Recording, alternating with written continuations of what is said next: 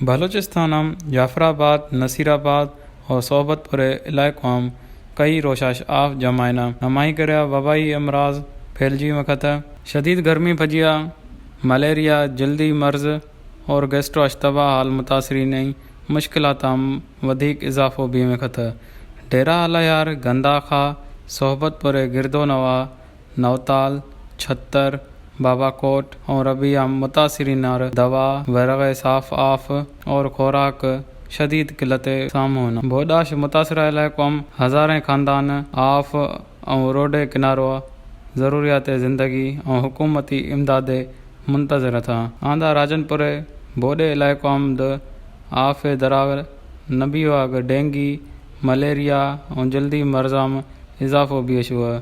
मच्छरदानी और साफ़ आफ शदीद किलत मुतासरीन मुश्किलात वधिक इजाफ़ो कयस।